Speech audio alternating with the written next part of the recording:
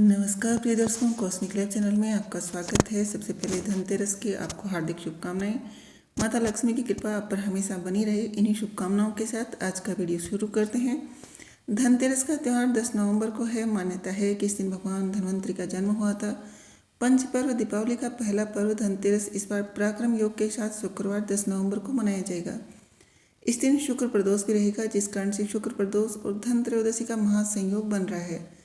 त्रयोदशी तिथि 10 नवंबर को दोपहर 12:36 से शुरू होकर अगले दिन 11 नवंबर को दोपहर 1:58 तक रहेगी। यदि प्रदोष काल स्थिर लग्न यानी वृषभ लग्न के दौरान धनतेरस की पूजा की जाए तो लक्ष्मी जी घर में स्थायी रूप से निवास करती है। माँ लक्ष्मी की कृपा हमेशा बनी रहती है और धन संपत्ति हमेशा बनी रहती है। इसलिए यह मुहूर्त धनतेरस की पूजा के समय लेना चाहिए।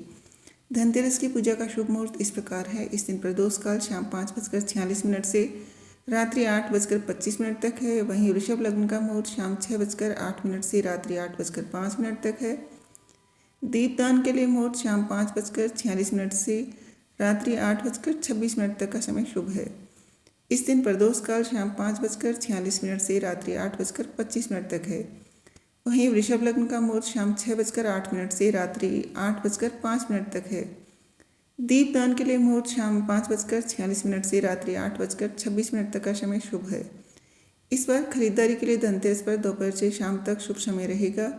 विशेषकर दोपहर 12:56 से 2:06 तक का समय और फिर शाम 4:16 से शाम 5:26 तक का समय श्रेष्ठ है। मान्यता है कि धनतेरस के दिन समुद्र मंथन के समय भगवान धन्वंतरि अमृत कलश लेकर प्रकट हुए थे।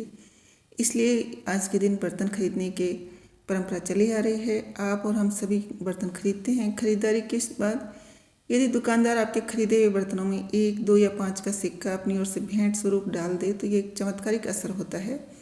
जब आप धनतेरस के दिन बर्तन खरीद लें और उस बर्तन का पैसा चुकाने के बाद दुकानदार को कहें कि अपनी ओर से जितनी उसकी इच्छा हो एक सिक्का उस बर्तन में भेंट स्वरूप रख दें। ये सिक्का दुकानदार से आप हाथ में नहीं लें बल्कि स्वयं दुकानदार से ही आपके खरीदे गए बर्तन में डलवा लें। फिर इस बर्तन को घर पर ले आएँ और घर लाकर इस बर्तन में खीर अथवा मिठाई रखकर सबसे पहले भगवान कुबेर को अर्पित कर दीजिए। यह उपाय किस्मत बदलने और सभी दुर्भाग्य को सौभाग्य में बदलने का काम करता है। और जो पैसे हैं उनको आपको अपनी जहाँ भी पैसे रखते हैं, पर्स रखते हैं, वहाँ रख लीजिए। धनतेरस पर यमराज के निमित्त दीपदान किया जाता है। यमराज के निमित्त दीपदान करने से अकाल मृत्यु नहीं होती। इसके लिए संध्या काल के समय आप आटे का चौमुखी तेल का दीपक बनाकर उसे अपने घर के मुख्य द्वार पर दक्षिण दिशा की तरफ लगाएं। साथ ही उसमें थोड़ी सरसों, काली मिर्च और लौंग डाल दें। इसी के साथ ही आप दीपदान अवश्य करें। इसके लिए आप 13 ही दीपक घर के अंदर प्रज्वलित कर सजाएं। इस दिन किसी ज़रूरतमंद व्यक्ति को दीपक, रुई, तेल, माचिस आदि दान देते हैं तो ये बहुत ही शुभ रहता है। इससे यम देवता प्रसन्न होंगे और आपके जीवन से अकाल मृत्यु का भय समाप्त हो जाएगा और माँ लक्ष्मी की कृपा भी आप पर हमेशा बनी रहेगी। लक्ष्मी प्राप्ति में से एक बहुत ही जरूरी सामग्री है कि झाड़ू धनतेरस तथा दीपावली के दिन झाड़ू अवश्य खरीदें। इस दिन नई झाड़ू को खरीदकर उसकी पूजा करें। इसे खरीदते समय इस बात का विशेष ध्यान रखें कि यह विषम संख्या में खरीदी जाए, यानी कि 1 खरीद ली है, 3 खरीद लिए, 5 या 7, आप जैसे भी एक ही खरीद लें ज़्यादा झाड़ू का तो खैर क्या करना है, लेकिन अगर खरीद के रखना भी चाहें तो ये भी कर सकते हैं।